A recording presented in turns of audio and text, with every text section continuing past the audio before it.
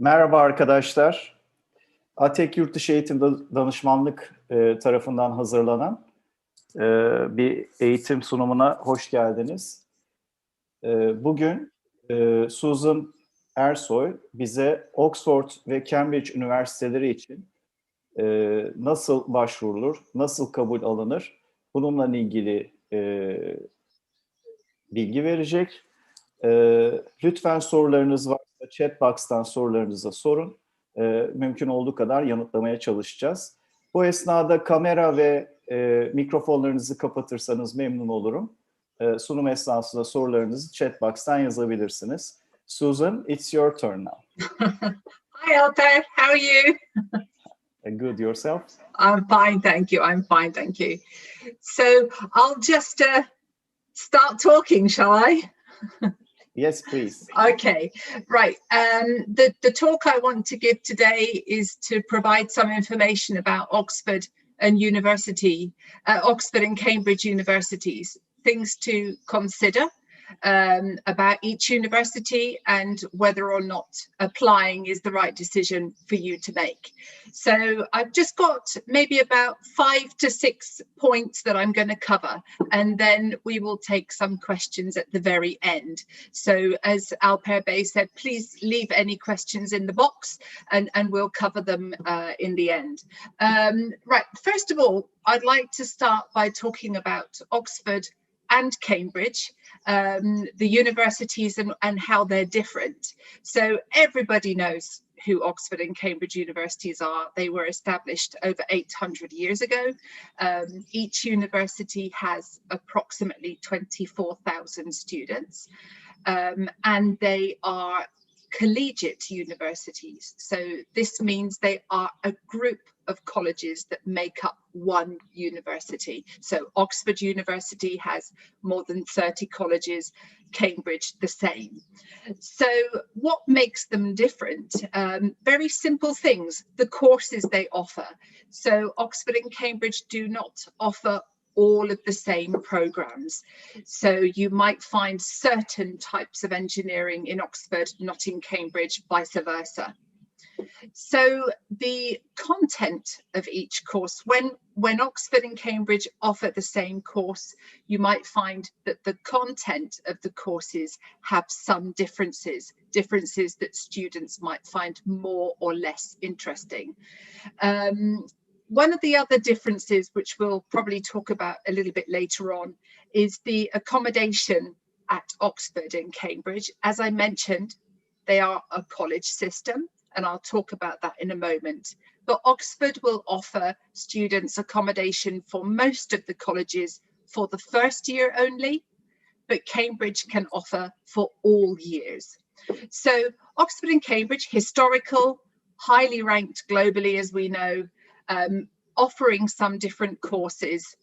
And now I'll move on to the next point I want to talk about, which is the learning styles, the teaching and learning styles of Oxford and Cambridge, comparing to other universities in the UK and often around the world. I've just got my notes here. So, okay, Oxford and Cambridge they are both very different from other universities because their teaching systems are quite different. So students will learn their subjects through a combination of lectures, so like in big halls where you have 100 people, but you will also have a higher level of personalized intensive tutoring. So students will meet their tutors every week and receive quite a lot of one-to-one teaching. So in regular, let's call them regular universities, you might see all of your teaching is done with larger groups, classroom-based, lecture-based, 20 students, 30 students, occasionally smaller groups doing case studies. Oxford and Cambridge has quite, and they have a very big importance on what Oxford call tutorials and Cambridge call supervisions. What are these? These are when a student will prepare 1 or 2 essays on a topic every week before meeting their tutor to talk about those essays on a one-to-one basis, sometimes 2 or 3 students to 1 tutor professor. So in the way I like to explain it, in other universities, you may be facing 3 or 4 essays every 9 to 10 weeks. In Oxford and Cambridge, you will be doing 1 to 2 essays every single week. So there is a very much intensive education system in Oxford and Cambridge, where you are required to do a lot of research, a lot of essay writing, and on a weekly basis meet with your tutor and discuss your findings, discuss the topic and move forward. So it is a very intensive education system. In terms of the entry requirements for Turkish students, this is the next point I want to talk about. If we look firstly at IB, if you are thinking about Oxford, IB, the requirements for Oxford on IB are typically 38 to 40 points, and for Cambridge would be 40 to 42. Until recently, Oxford did take the Milli Eğitim Bakanlığı diploması. But this, as far as I understand at the moment, this is not going to be acceptable anymore. So in order to go into the first year of Oxford or Cambridge, you would be required to have a foreign qualification, so like international baccalaureate, or in some cases APs, advanced placements. Oxford will also accept some SAT subject testing, or A levels, okay? But just purely Turkish Milli Eğitim Bakanlığı diploma is not going to be enough for Oxford and Cambridge. So having said that, having the right qualification for Oxford and Cambridge is not going to automatically mean that you would receive an offer. Okay, these are guidelines. So when Cambridge says that it wants an IB 42, you may have IB 42, but it doesn't mean that you're going to be automatically offered a place. Okay, so I think everybody's aware how competitive Oxford and Cambridge is to get into. So there are other things that we need to consider, except in addition to the standard qualifications like IB or APs. I can remember quite a long time ago a student that actually had an IB of 43, and she didn't receive an offer after her interview at, I can't remember now if it's Oxford or Cambridge. She didn't receive an offer, and we contacted them and said that she had exceeded their standard entry requirements, and they said it didn't matter. The entry requirements are a guideline. We were, the interview process wasn't enough for us. So I'll talk about interview a little bit later on. Alper, do you have any questions on anything I've just said so far? So as long as I understood that, not only the grade point average, addition to that, there is an interview and some exams as well for entry requirements. The entry requirements, I'm just going to move down. I've put that question to the end, so I'll actually do that question now because it's the right time. So when you are considering applying to Oxford or Cambridge, first thing is you can only choose one. You can't apply to both. So you do have to understand well before the deadlines whether you're applying to Oxford or Cambridge. The application is earlier than all other universities. So it is going to be the 15th of October, which each year of your final year. So while you're in grade 12, October 15 is the deadline for Oxford and Cambridge. Also for medicine and dentistry and veterinary medicine, if you were considering that. And for other universities, it is January 15. So any other university, whether it's LSE or Warwick or Durham, that's January 15. Oxford and Cambridge for all courses, October 15th. And if you go beyond that date, then really it's kind of game over. when you're applying, as you said, Alper Bey, it's not just about your grade point average. There are some additional things that Oxford and Cambridge require. Both universities have a list of additional tests, aptitude tests that they may ask a student to do. Not every single course in Oxford and Cambridge require these tests. The majority of them do. So it is very important for a student when they are researching what course they're going to apply to, whether or not they actually need to take an additional test. So just a couple of examples. If you're thinking about doing law in Oxford or Cambridge, you need to do the additional test called LNAT, okay? If you're thinking of doing mathematics, then there's the MAT test. If you're thinking of doing something that's relating to physics, you have PAT, Physics Aptitude Test, and there are many more. So it is essential that a student knows, do I have a test to take or not? Okay. If there is a test that needs to be taken, then as with all tests, there will be deadlines that you need to apply to take those tests. As far as I know, with Oxford and Cambridge, the link is on their website and you can submit your test application. You select a date and you take the test. With Cambridge, a lot of their exams are given only once in a year, and that would often be given through your school. So, for example, if you're a student at Robert College, then Robert College will actually hold that exam for you, but you have to notify your college counselling team that you are a candidate for an exam that is required to be taken inside the school. So if you're taking, for example, BMAT, which is a medical aptitude test for medicine, if you're doing BMAT is only given through the school, possibly through British Council Office, but certainly through your school. You need to tell the school that you need to take the test, and the school registers the student and becomes a test centre. With other Oxford tests, like the PAT test, the TSA test, you can submit your application to take the test. You do the test in a centre, but you have often different dates to choose from. Other things that... Just to make it clear, you make an application before 15th of October. Yes. Yes.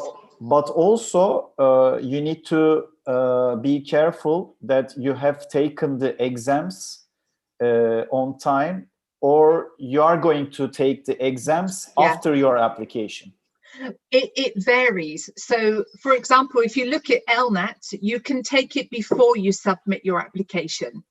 And you can select a date and you can take it at certain points through late summer and through autumn, okay? But for example, with BMAT, you have to apply before a certain deadline, but the test is often, I think last year it was given on the 2nd or the 4th of November. So the deadline is before, the deadline is at some point in October, but the test is actually after you apply. So when the point is, when you know which test you need to do, then you go to that test information page on either Oxford or Cambridge site and you can find the deadline on there. It will change depending on what exam you're doing. I see. Well, regarding to this entry requirements, if there is any question, please write in the chat box. We want to make it clear in your mind. Can we go back to this college system, Susan? I'll just do one more point about the entry requirements. It's also very important, just a quick, like, Puffnokta, to understand that when you're studying at school, that you're actually doing the right kind of subjects for the course that you want to take, which is where ATEC essentially is there to guide you through that process of, are you on the right track, taking the right courses? So yes, college system, I think you want to talk about next. Yes. Okay. I mean, just to make it clear in our mind, because in Turkey, we don't have this college system at the universities. Yeah. So the colleges in Oxford and Cambridge, they have a large amount of colleges, and essentially a college is a place where you live and also in many cases where you study. So each college will also provide, you know, extra support, different activities, different types of groups and communities as well. And what I can say is that lots of different colleges have very different personalities.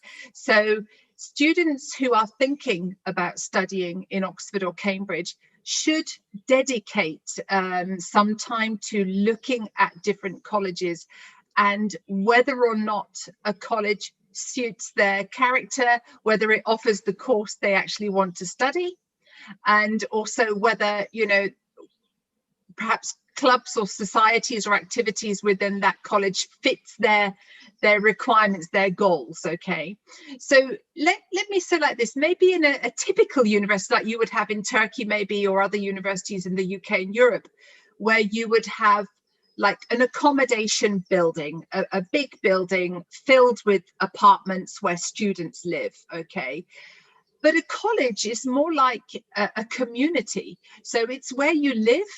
All the colleges in Oxford and Cambridge offer different dining experiences as well. So they have dining halls, places where you eat together.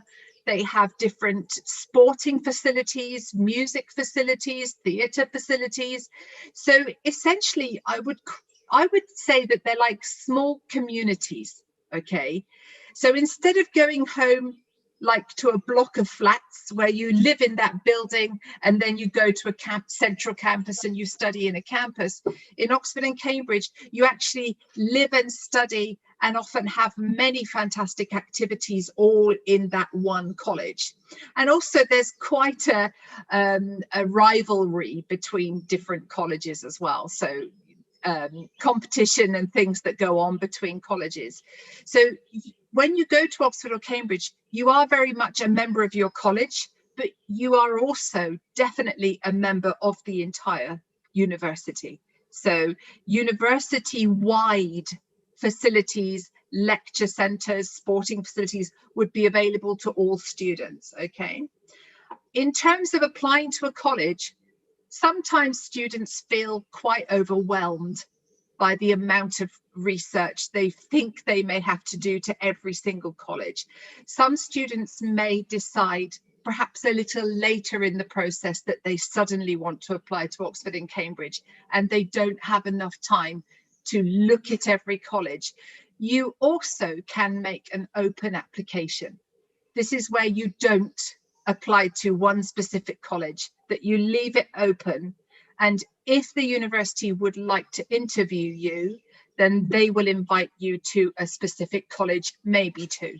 Okay.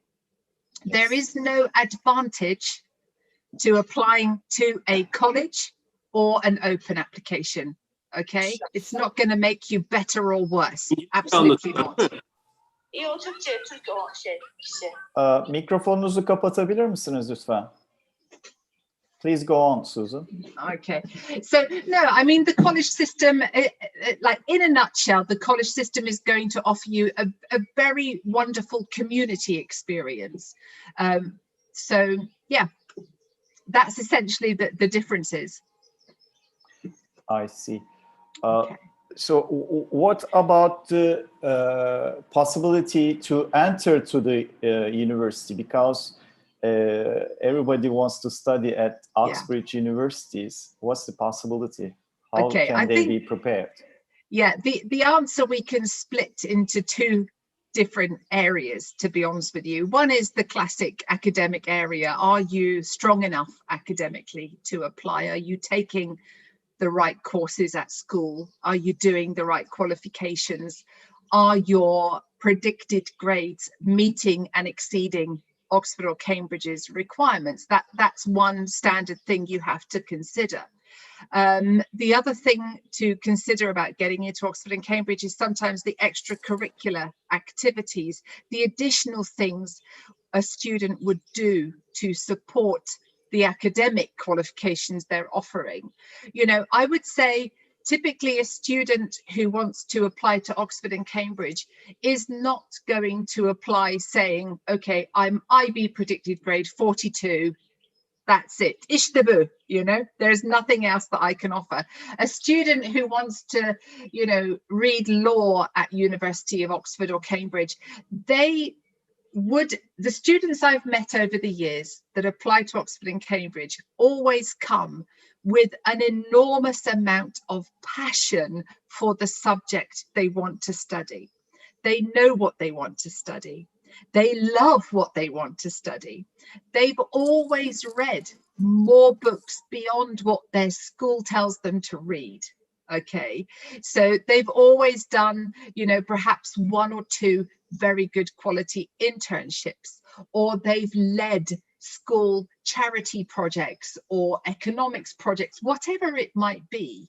But a student applying to Oxford or Cambridge with just a qualification, I wouldn't say has done enough. Does that make sense? Do you understand what I mean?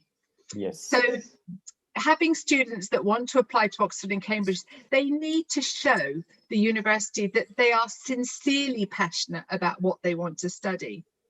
I think difficulties that I've seen through the years is when students might say, you know, I'm very strong academically, but I'm not sure what I want to study, but I'll study anything to get into Oxford or Cambridge. Just tell me what the easiest subject is. Tell me what the most typically offered one is and I'll apply. And that's not going to work. Okay, when you are preparing your personal statement, and by the way, on the point of the additional things for the application, Cambridge does have additional application forms that require longer questionnaires to be filled in. And in those questionnaires, they do ask you about your interests. They do ask you what you've done above and beyond your school curriculum. So I think a student what is the picture of a good student, potential student for Oxford and Cambridge?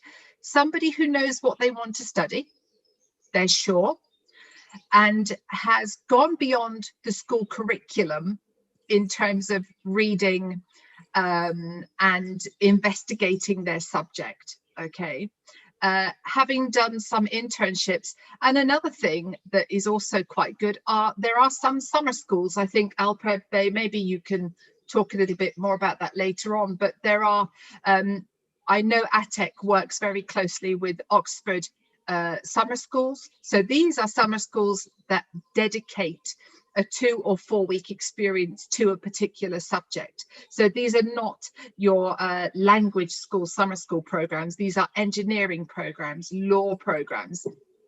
So I think that getting into Oxford and Cambridge requires passion, certainty, and very good projected grades on qualifications. Okay. You said internship. Yeah. Usually high school students do not have this opportunity a lot. What do you recommend? When I say internships, obviously I don't mean paid internships at companies, because I can appreciate in Turkey, it's hard for high school students to get, let's say, professional paid internships. They don't happen. But one of my students who's graduating this year from law at Oxford University, when I told him when he was in grade 10 that he needed to start identifying potential places he could volunteer at during summer holidays or the winter holidays. And he approached the Political Science Research Centre at Sabancı University. I can't remember what it's called now, but it's a centre in Sabancı University that deals with policy making and law making. And he went there, and he always knew that he wanted to do law. So he already was able to talk quite deeply about law, even in grade 10 and grade 11. And he worked at that centre for 2 weeks in the winter holiday. He was so passionate about it that they actually said to him, come back in summer, come back in the next winter holiday as well, come back to us every holiday. And he did. And he was able to spend 2 weeks and then another 2 weeks, another 2 weeks at this centre that deals with law and policy making. And that also opened up his mind in terms of, you know, law on the grander scale in a professional setting, in a university setting. You know, students maybe who are interested in medicine or psychology, what can they do as an internship? Maybe volunteering with organizations that deal with disabled children or autism or huzurevi, you know, what's huzurevi in English? I can't remember my English. Like old people's homes, you know. So students would, you know, go into an environment where they can volunteer, maybe a Saturday every week or 2 to 4 weeks during the summer holiday, and work full-time or 1 full day a week helping, you know. So for example, a student that wants to do medicine, sometimes a student says to me, okay, I'm going to go to a hospital, I'm going to watch a doctor for 2 weeks. That doesn't really help. But if you say, on the other hand, that you've worked with disabled children doing face painting and theatre and games time with disabled or autistic children, that is much more valuable than observing a doctor for 2 weeks in a clinic. Okay. Yeah. So I think even if you're finding, a student finds it difficult to find something outside of school, many schools in Turkey, I know, have a lot of clubs and societies that do charity works. There's school newspapers, school theatre groups. You can be involved in those things as well. These all classify under, let's say, internships, okay? Yeah, also volunteer jobs are also beneficial. You added. What about projects? Like there are some project competitions. Would they help as well if they? You mean things like mathematics? What do you mean by projects like science fairs and maths fairs? Yes. Absolutely. I mean, I had another student as well that worked on a science fair and explained, you know, in his personal statement about how his science team won a particular science project or science fair and what the project was, and also talking about what the difficulties were. And even if you've been involved in a science project that didn't win, is still a good experience. Because, you know, we don't win everything in life, and the things that we don't win are often the things that we learn the most things from, you know. So, you know, Oxford or Cambridge are not going to be looking for the perfect student. What they're looking for is a passionate, intellectually stimulated student who wants to do more, wants to find out more, okay? You can prove that through projects, science fairs. Can you tell me, as an experienced counselor, when is the ideal time to start thinking of applying an Oxbridge program? I would say that, you know, grade 10 is a great time to start this journey, whether you're Oxford or Cambridge or not. You know, grade 10, maximum grade 11, I think is an excellent time. I find that students in grade 9, I've met in my many years students in grade 9, and I think that's sometimes a little bit too early, because grade 9 can often be a transition year between being a little student in middle school to in the big school with the big people, you know.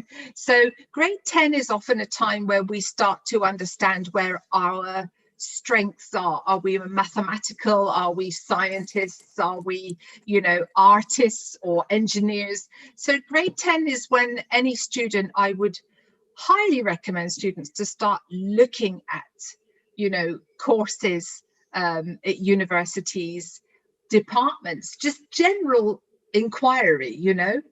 I find it quite disheartening when students come to us in grade 12 and say, well, it might be economics, it might be drama, or it might be engineering. You know, they're 3 hugely different subjects, and there's no time left really to understand truly what you need to do.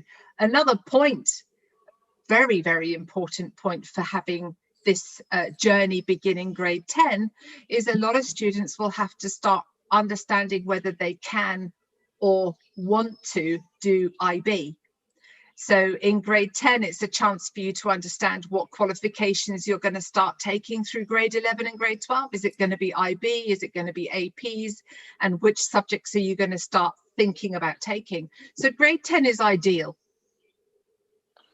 Absolutely ideal. So just and also it gives you 2 summers. It gives you 2 summers. So in those 2 summers, you could think about doing a summer school in somewhere like Oxford, and then another summer doing an internship. Okay. All right. So just to summarize, students should not forget the deadline is 15th of October. Absolutely. And they have to check out the subjects they want to study, and if there are additional exams, they have to work on it.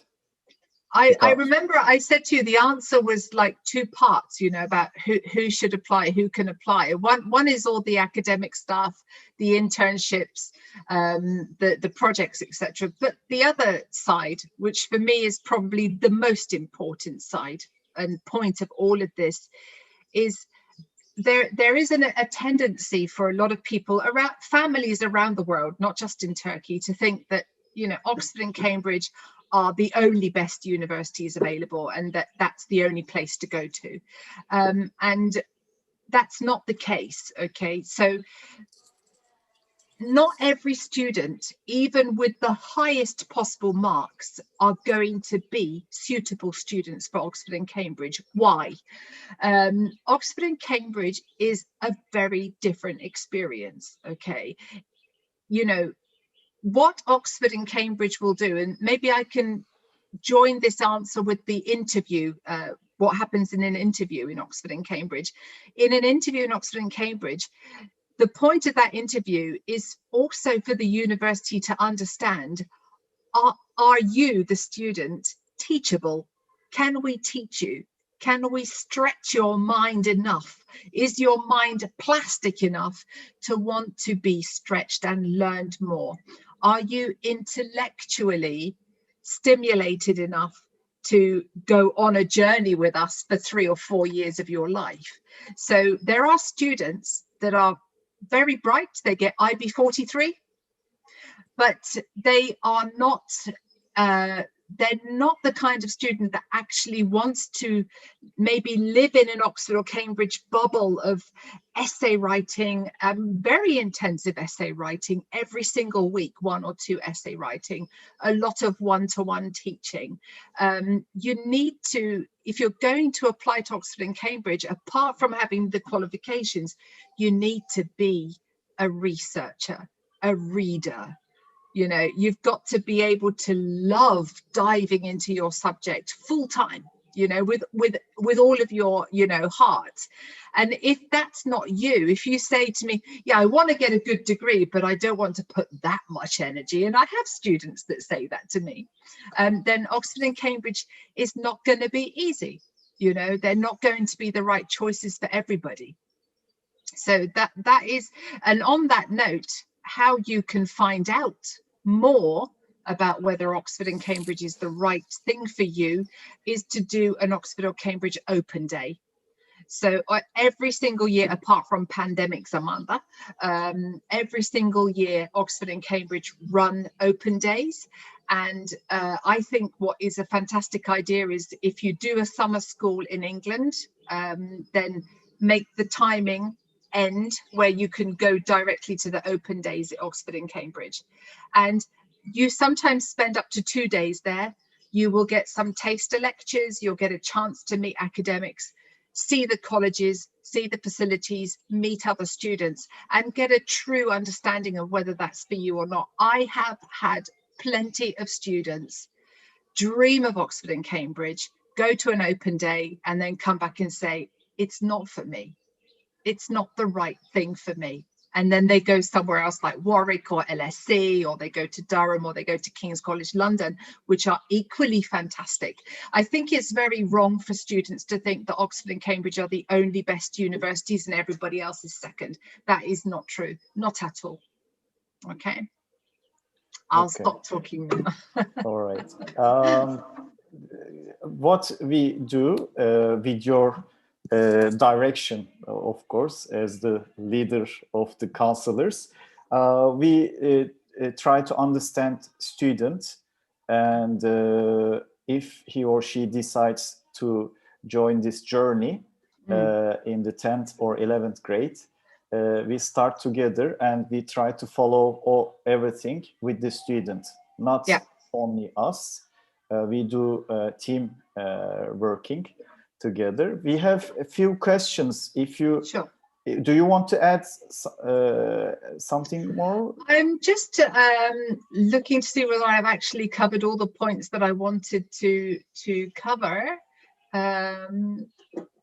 No, I think that's it. I mean, I had one note on there to talk about personal statement, but it's essentially the same as a personal statement is an opportunity for you to talk about the subject quite deeply and express your interest in the subject. But I think personal statement could be maybe a talk another day. Yeah. So I'm happy to take any questions now. All right. We have few questions regarding to masters and PhD. I will come to that case later on. Okay, because okay. Yes. Okay. What is the requirement for IB Math? Is it mandatory to take HL Math? Well, again, it will depend on the subject you want to study. So I can't tell you today. I won't be able to answer questions today about exact subject requirements for every single course. But the course directories will actually explain that very clearly. What I would say that typically if you're going to a math or physics-based program, then yes, you're going to need high level. I'm certain for almost every course you'll need high level. Do you also... But it is essential to check with the course exactly what each specific program requires. Do you also recommend if the student is taking IB, addition to that, can take SAT exam?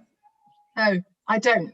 At the end of the day, there is a tendency, unfortunately, with here to push students to take every single examination under the sun. And at the end, Oxford and Cambridge and no other UK university will ask you to do this. If Oxford says we want IB 38, high level 776, then that is what they want. Okay. In fact, even this, I've seen it on Oxford's website. There is in their frequently asked question, a student writes there, if I take A levels, you ask for 3. If I take 4 or 5, will it impress you more? And Oxford says, no, it doesn't. In fact, by trying to do too much, you potentially jeopardize getting the right 3 A levels that we need. So when a student needs to getting IB 40 in Turkey is not easy.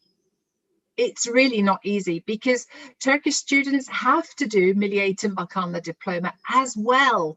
You know, you've got so much stuff going on that if you start adding SAT or AP this and AP that, the probability of your son or daughter doing well on IB is going down. So if you go to Oxford and say, I've got IB 40, yada, I've got IB 36, but I've got AP and SAT, you know, they're just going to look really at the IB 40. Just get what they ask. Yes. I think it's a risk doing too much. This is the difference between you and Turkish people. We want more to show. But it's wrong.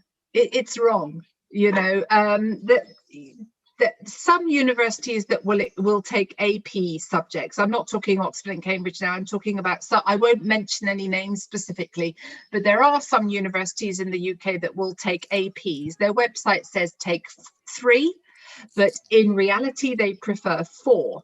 But certainly in this conversation about Oxford and Cambridge are very clear about what entry requirements they want, and that is all you need to go for. Do you know how many applications they take over?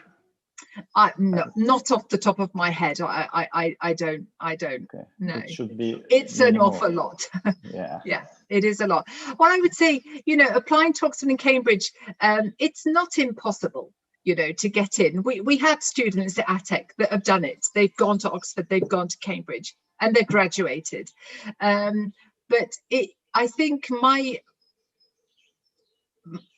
one of the things that I would say to any student is that when you are considering Oxford and Cambridge, you need to be realistic. The probability of receiving an offer is very small. It's not impossible, but it is very, very small. So you do need to have 4 other options, which you do in UCAS, which the ATEC team helps you to decide on, but Oxford and Cambridge, everybody knows it's difficult to get in, and sometimes even the most qualified student doesn't get a place.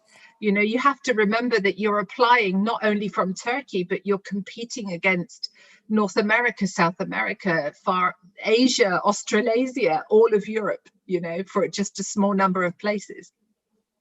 But it's not impossible. Yeah, there's another question. We already answered, but let's try it again. I'm taking double diploma program, main from Milli Eğitim, and secondary is Canada. So probably she's taking dual diploma. Yeah. So this is an advantage, isn't it? Is it an advantage if she's on track with the predicted grades? I still wouldn't say it's an advantage, because Oxford and Cambridge don't accept Milli Eğitim Bakanlığı diploma. So the Canadian diploma, I can't talk about Oxford or Cambridge's entry requirements for Canada, because we deal with Turkey. So that particular student would firstly need to check with you with your help, whether Oxford or Cambridge accept the Canadian qualification that she's offering. If they do, great, fantastic. If they don't, then she may still need to do alternative qualifications like APs or SATs or whatever else that is available. Yeah. Another guest is asking you to explain once more the interview process. Can you make it shortly? Shortly, yeah. The interview process, right. Students who are called for an interview will typically go to Oxford or Cambridge and be ready to stay for between 1 and 3 days. So typically they will offer you college accommodation when you go to your interview. And I know that you will be interviewed by the college of your choice or the college allocated to you, but in some cases you can be interviewed by 2 colleges, not more than that. It's either 1 or 2. And then typically the decision from the interview is given around about the 10th of January as to whether you've been successful or not. Interviews are, depending on the subject, obviously have slightly different techniques. Okay, so if you're going to do a mathematics or an economics program, something like that, then the interview may have a student face a particular challenge or a task. Okay, so sitting with 1 or 2 or 3 tutors and then looking at maybe a mathematical case or a task and working through that particular task. Okay, a law student going for an interview may be asked about a certain legal case or ethical case. The point is, with interviews, they're not looking for a right or wrong answer. Okay, so every interview at Oxford and Cambridge will aim to push a student to the point where they don't know the answer at all. Okay, so when a student leaves an interview and says, oh, in the end I didn't have a clue about the answer to their question, that's quite normal. As I said before, what Oxford and Cambridge are trying to identify one of the things they're identifying in their interview is how far they can push you. So typical questions like, why did you choose Oxford? Why do you choose economics? That's the minimum part of any interview. Okay, it's going to be more like facing a task or facing a case or a challenge. okay? And you may be having one interview or two interviews in a day. You may be called back for even more interviews on the second day, or you may be sent home, okay? There's no way for me or you, Alper, or any other counselling person in Turkey to tell you what you're going to be asked, okay? So Oxford and Cambridge will never publish what they are going to ask a student, okay? And also, it's a very important point to note that sometimes, well, most of the time when you do attend an interview in England, whether this is Oxford or Cambridge or medicine or dentistry at any university, students will often have to sign a disclaimer to agree that they will never discuss interview questions with anybody on the return to their own country. And we certainly at TEC would never ask what a student was asked, okay, because it's unethical. So yeah, it's not typical questions like why economics and why Oxford. It's going to be more like, you know, trying to identify how intellectually strong you are and how interested you truly are. Okay. They certainly will ask you about your personal statement as well. So anybody who's planning on writing the personal statement must make sure is 100% truthful, okay? I was once told a story by not a Turkish student, but a different nationality student, had applied to a kind of biomedical engineering program. And in his personal statement had written about how fascinated he was by the machine, the MRI scanner. So in his interview, they actually asked him to be a bit more specific and explain what parts of an MRI scanner or the system of an MRI scanner that he found particularly interesting. And he had absolutely no idea because it wasn't something that he truly was interested in. So the take-home point is always write a very truthful personal statement, because you will be questioned on that in an interview. Yeah, this was a good point to mention. Yeah. Our final question will be specifically about AP. Let me translate it. So she wants to study law and taking AP Calculus BC. And other than French AP, which AP courses would you recommend? Typically for law, there's not a specific course that you need to take, okay?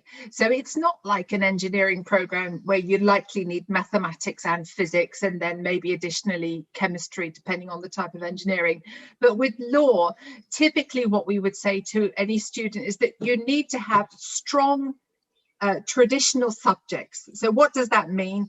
It means things not like drama or studio art or photography, but things more like a language, a mathematics, history, geography, psychology. So any strong academic subject will do. So if she's doing AP Calculus BC and French, then she could literally choose any other course that she has a sincere interest in and knows she can do very well at, okay? That's maybe a language, geography, history, psychology, government and politics, could be anything that's a traditional subject. There is another direct question. You said writing essays is something you will encounter frequently in your university life. Isn't it isn't this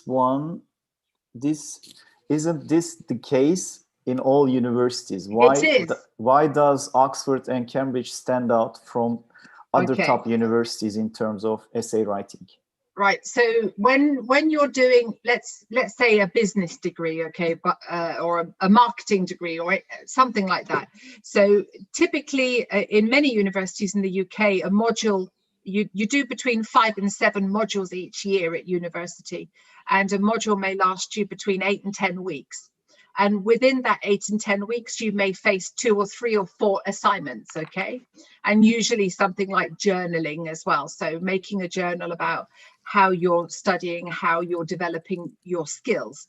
So in a 10-week period, let's say you may have, I mean, don't quote me on this, but typically between 2 and 4 essays. In Oxford and Cambridge, as I said before, you may be doing 2 or 3 assignments every single week,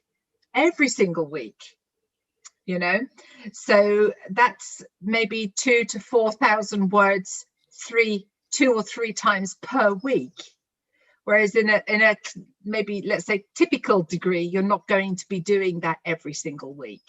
So you can imagine how much, how interested you need to be in your subjects and how much time you need to have and dedication to produce that level of work every single week to deadlines. Because when you write assignments, you'll then meet your tutor, and each week you'll meet your tutor, and you will be going through those assignments and discussing those assignments and planning and moving forward. Okay, so that is a weekly thing that you do, and you don't do that every week at other universities. Okay. Finally, tell us your message to potential students. Maybe you want to tell in Turkish. Oh gosh. Turkish biraz zor geliyor ama I can't say this sentence in Turkish, forgive me. I haven't been practicing my Turkish in pandemic time, you know. O zaman ben yardımcı olayım sana. Okay, yeah. I think the first key point is, you know, firstly, don't think Cambridge and Oxford is impossible. Don't think it's impossible, you know, because it's not. Some students are afraid to try for Oxford and Cambridge because they think, oh, it's just impossible, and it really isn't. Okay, that would be my first message. Evet, burada. Do you want to translate? No, burada arkadaşlara, aramızda veliler de var anladığım kadarıyla. Bu tarz üst düzey üniversitelere müracaat etmek istiyorsanız bizimle temasa geçmenizi, elimizden geldiği kadar yardımcı olmaya çalışacağımızı söylemek istiyorum. Thank you for your time. Second point. My second point. Okay, sorry. If you have a son or a daughter that is considering Oxford and Cambridge, early planning is absolutely essential. Totally and utterly essential. Okay, no point leaving it until the summer before grade 12 and saying, oh, hadi bakalım, bir application gönderebiliriz. Ne olur ne olmaz. Okay, planning. Start from grade 10, maximum grade 11. Okay. Thank you, Susan. You're welcome. Thank you for your time. Herkese teşekkür ederiz katıldığı için. Çok teşekkür ederim. Everybody stay safe. Bye bye. See you. Thank you very much.